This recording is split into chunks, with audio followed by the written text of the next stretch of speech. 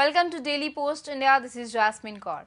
Intense custody battles in court between estranged spouses transcending national boundaries cause children immense mental stress, necessitating a law on inter-country child custody cases, Chief Justice of India J.S. Khera said today. The only question is to give custody to which parent. It is not simple.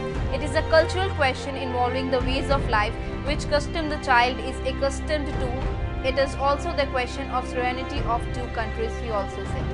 Inaugurating the All India seminar organized by the International Law Association here, Justice Khera called upon the government to make a comprehensive law as children are the future of the nation and protection of their physical, mental and moral health cannot be compromised due to matrimonial disputes.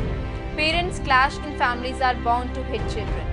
When matrimonial disputes change to child custody battle, the child concerned is a serious stress.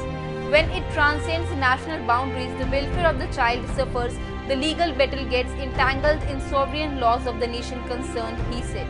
Either there has to be a complete legislation to deal with such cases, or India should decide to be a signatory to the Hague Convention in 1980 because child rights are vital and they are in a flux, he said.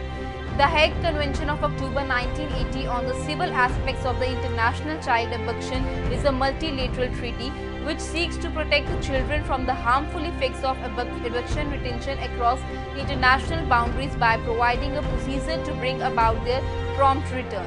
Supreme Court Judge A.K. Sikri, who spoke prior to the CJI, also highlighted the need of the law on the issue.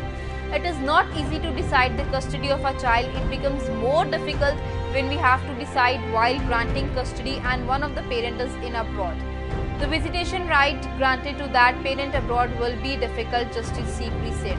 There should be a synergy of laws. An MNC may got insolvent in one country and has jurisdiction in almost all other countries. It will be difficult if laws are not uniform, said by Justice Sikri.